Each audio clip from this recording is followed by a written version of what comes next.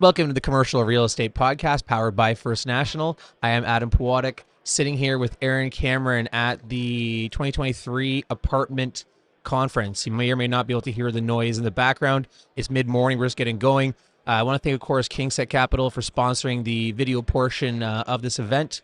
I want to welcome back a three-time guest now, Jaime McKenna, who's got a long title that I'll make sure I get it right here. Managing Director and Group Head of Real Estate, Fengate Asset Management. Welcome back. Thank you very much. I'm excited to be here. So first time Jaime was on, she was at Minto. That's right. Second time And Jaime was, COVID during video only.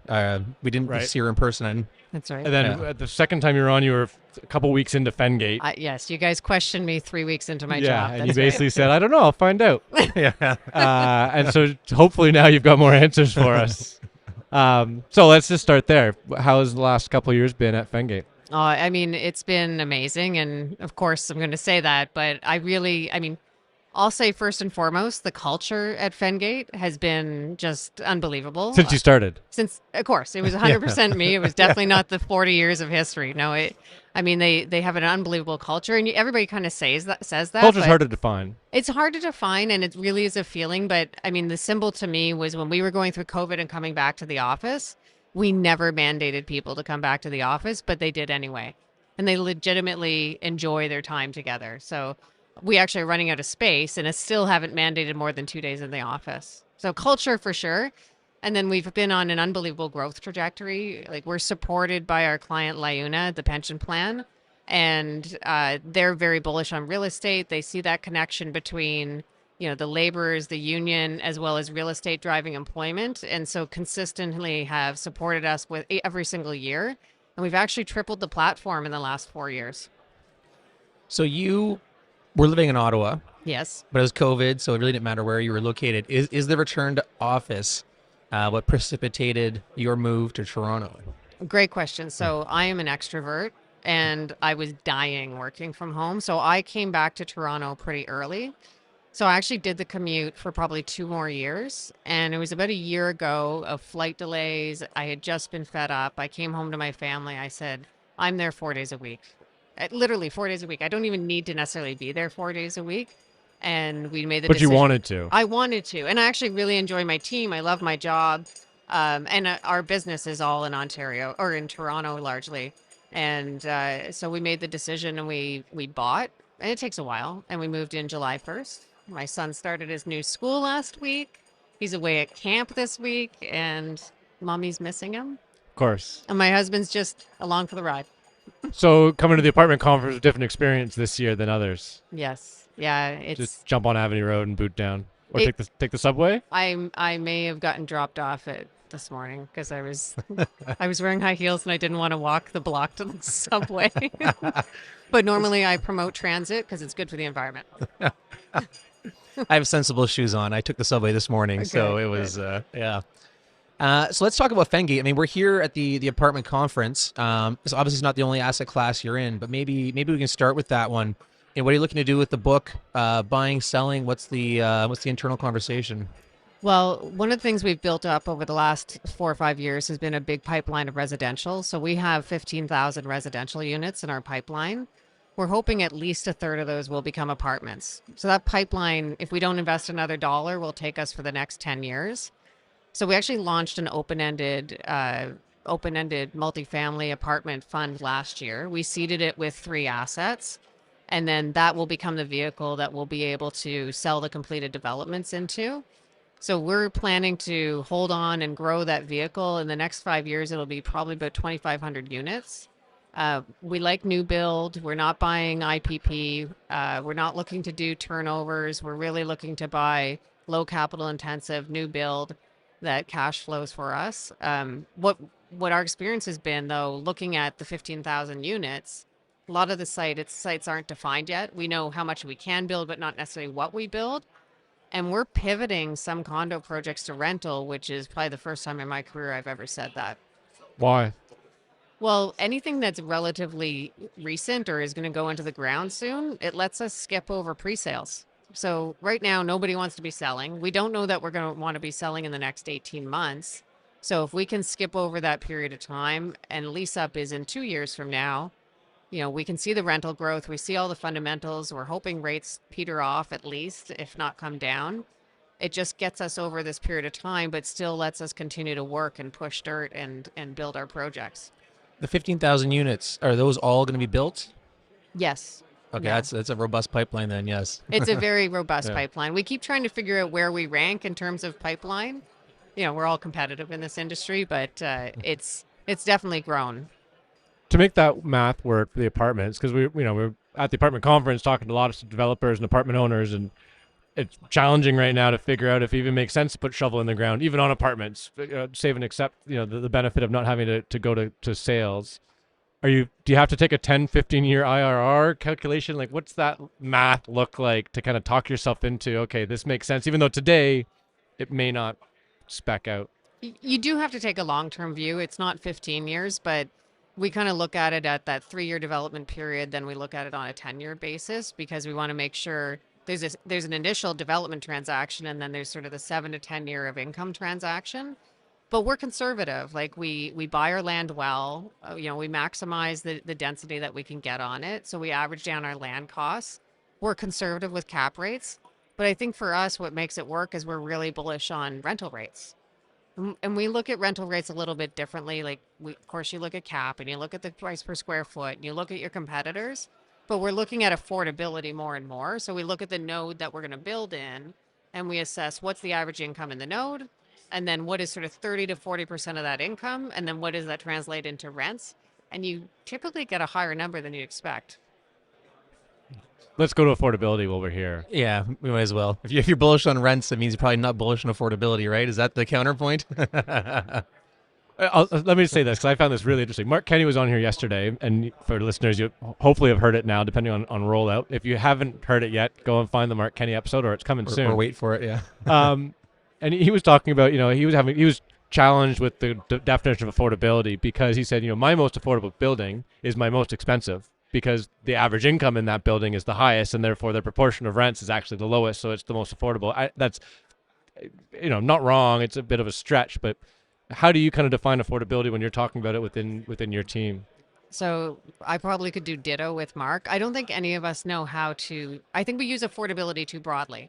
So what I've started to say, there's social housing. So we know that we have half the social housing that we need in the country right now at any point in time. So that to me is an infrastructure, government funded, different model. And then I kind of break it out between affordability and obtainability. And what I talk about when I say, if I look at the average income and 30 to 40% of their income can go to rents, then that's obtainable, right? So that's just people can afford to rent in the building. Affordable needs to be a whole different kettle of fish. There's a lot of things that have to be considered. We've got to look at, are we building efficiently?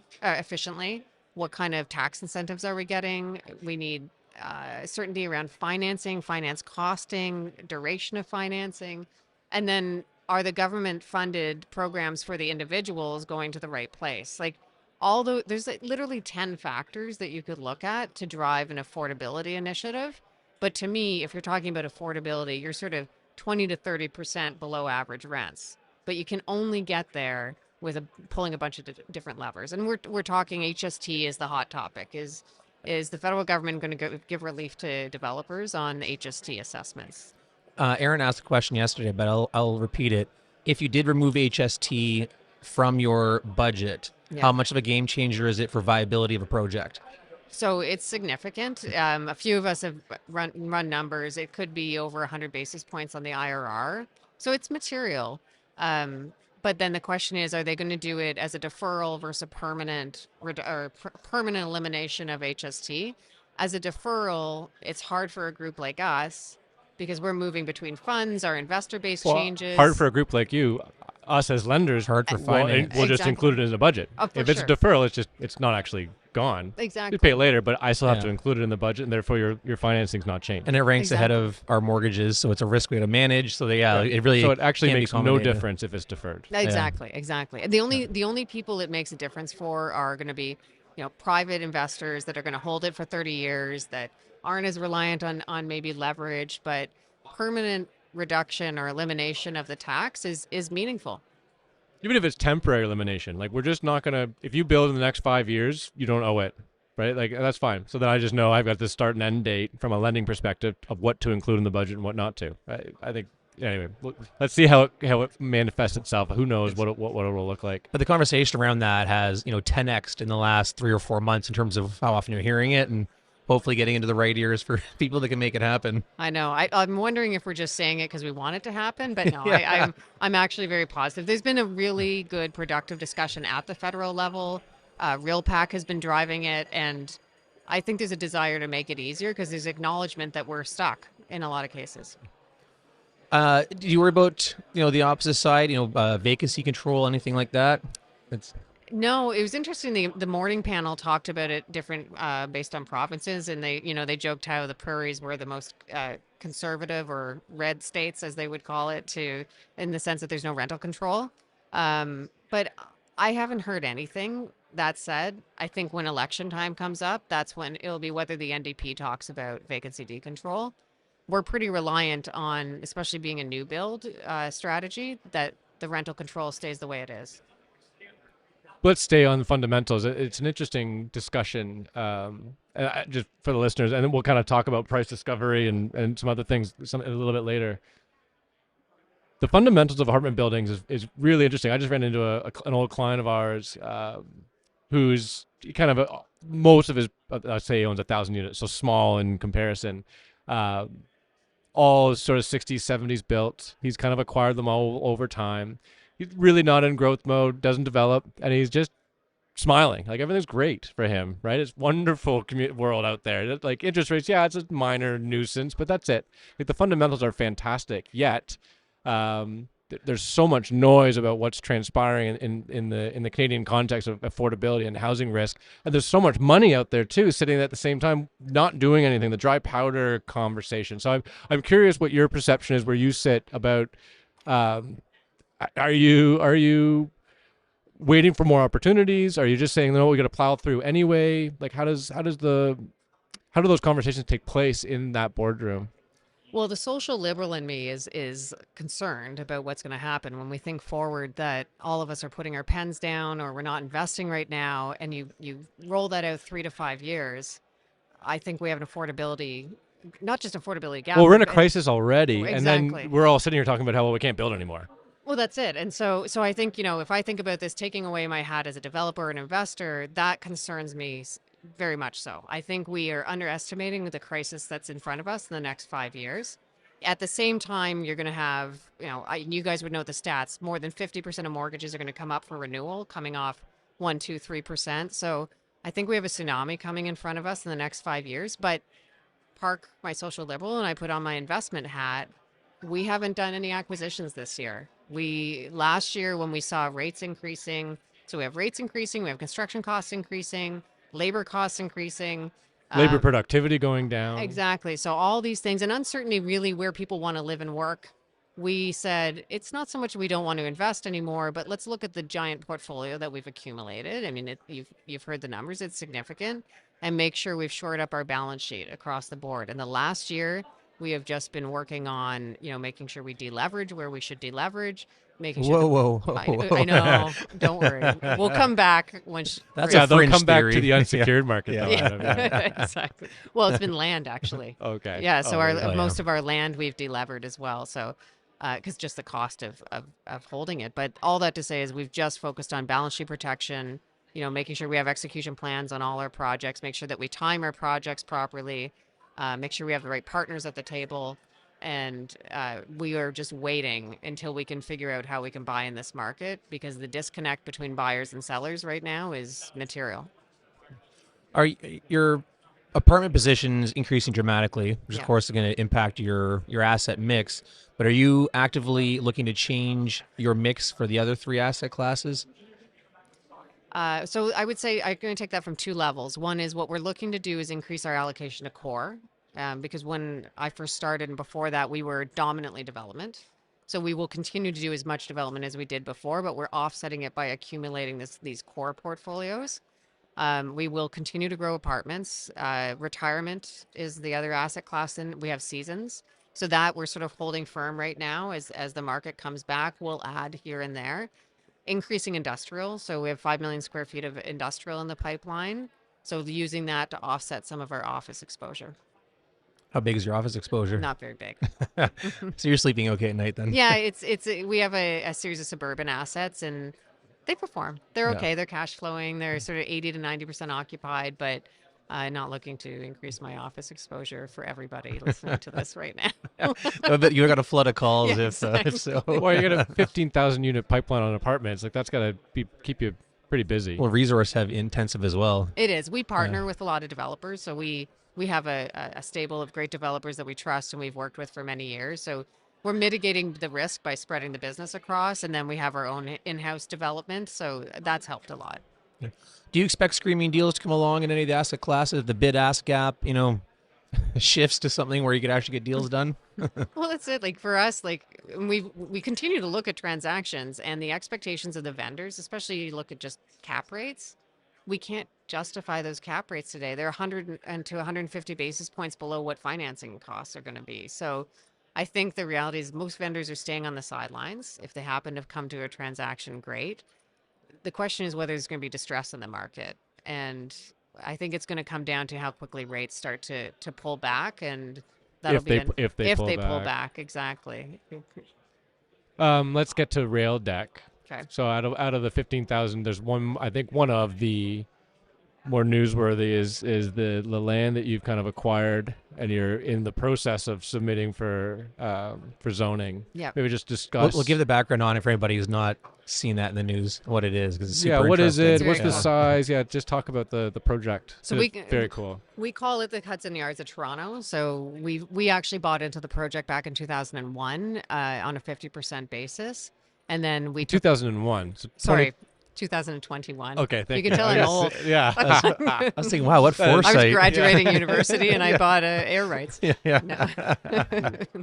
No, back in 2021, we bought a 50% interest into it. It's air rights. It was originally owned by CN. It goes over the staged area of the tracks just south of Front Street. And so it's basically west of Blue Jays Union. Way to Spadina. Right. Right. So kind of between the Rogers Center and the Convention Center where we are today. Currently effectively. a mid-sized rail yard, essentially. That's right. Yeah. That's Yeah. right. And I mean, the best view for it is when you stand on the Point de Luz Bridge, and that's where I've stood to tour people because it's hard to tour people in air rights. So you can only kind of look at the space. Helicopter in, I guess. Exactly, Yeah. exactly. So we bought out the partner this year. It's going to be a transformative project for the city. It's going to connect the waterfront to Front Street. We all know there's that gap after you come to Front Street. There's the gap, and then you get to City Place. I'm really excited about it. I think in terms of housing, bringing housing to the city. How many units is the? I know you're still in the proposal stage, so it'll change for sure. But what's the We're ask? somewhere between 4,000 to 6,000, Right. depending And how on. many towers is that? We don't know yet. Okay. A bunch. A bunch. Yeah. It'll be a bunch of towers. A lot of green space, Of though. course. Yeah, so it's really important for us to make it a neighborhood. It's not just adding towers to the city. We're looking to build out the space, add green space, make it a community, make it a true neighborhood. And interact with everything that's going around there, because you got from Ripley's to the CN Tower right. to Rogers Center to the Convention Center. There's so much activity in the city in that area, so making it kind of part of the fabric that exists. That's right. And from architecture and engineering perspective, it's got to be a more challenging site. It's going to be challenging, but it's also going to be creative. So a lot of groups are showing interest in getting involved, and we're not quite at that stage yet. We're still understanding and trying to partner with the city, and they've been great actually to figure out what can we build. And we really want to partner with the mayor because she's expressed such a desire to advance affordability and accessibility to both rental and to condo, and we think that this is going to be a big piece of that. What are the time frames do you think for at least starting that project because of how complicated it is? I mean, they're long timelines. So right now we're working through approvals with the city. 2025, we're hoping that we're going to start construction on the deck, and going from there, sort of 2027, 2028, we'll start working on towers. We're still planning out the phasing on it. So it's like 2025 if we see work on site. That's not too bad. But yeah, and I want to ask you the completion date for the units, Well, because that might be an ambiguous target. And it's because we're phasing it too. We can't have however number of towers that are going to come out of the ground to come all at the same time. So we'll phase it. And yeah, I'm just excited about the project. I think anybody who's been involved in it or stood around it and see the potential of what we're going to do to the city is excited. Well, you can't get more center ice. Yeah. No. Like literally. Exactly. You can't get any more close to the core of the country, right? Well, and So- creative, like, way different than just buying a parking lot downtown and turning it Exactly. into one, maybe Well, two there's towers. there's none of those left either, right? Yeah. So this is kind of one of the very last available opportunities for like this, right? So very cool. You've got a panel later today, the closing panel, Yeah. and I know you're going to talk about a number of things, some of which we talked about here. But the good news is this won't be released until after you do your panel, so we didn't spoil your, your presentation. But I know you're going to talk about keys to success later today. So if you're comfortable sharing, again, it won't be released till afterwards. What are you going to comment on the keys to success? Because obviously your career has been quite successful. Well, that'll be a last question if we've run out of time or run out of questions. So I don't know if I will cover it. So this could be breaking Ooh, news. this could be exclusive. I know. Yeah. I thought about it because when we chatted as a panel last week, but I think a few things is humility and always I always want to learn. So I think if you're always in learning mode, you're listening, you're observing people around you. I really enjoy that because I never want to rely on what I've done to date as the answer to the future. And I think the time that we're experiencing right now is a great example of that. We haven't been in this environment in, even pre my time in real estate. So listening and observing what other people are doing and then applying your knowledge. I think being really nice to people makes a big difference because they want to work with you and they're more likely to bring you an opportunity or come work with you at the company. And I mean, we can't be nice 100% of the time. We make difficult decisions. It's not always the greatest place or the greatest situation to be in when we're in a difficult environment like this. But I think if people want to be around you and you want to be around them, you're going to problem solve together and it's the right thing to do. It is an interesting comment about not just doing what you've always done in real estate, because real estate loves just doing what we've always done. Yeah. It's why we're slow to adopt new technologies, but that is how we're going to get to the other side of the housing crisis. Likely is technology will be a huge part of that, and changing what we've done in the past. Hopefully, it applies to any regulatory issues with getting those units delivered. Well, that's actually one of the discussions RealPAC had at the housing roundtable was what kind of work can we do with the government to drive innovation into how we build that take cost out of the construction. The National Housing Accord. That's right. Yeah. We'll talk more about that in future episodes, but if you haven't heard already, Google National Housing Accord, and there's some really interesting topics there. Absolutely. Thanks, Jamie. Appreciate you coming on. Thanks to First National for powering the podcast. Thank you to KingSet for sponsoring the video series recording here live at the Canadian Apartment Conference. Thanks again. Thank you.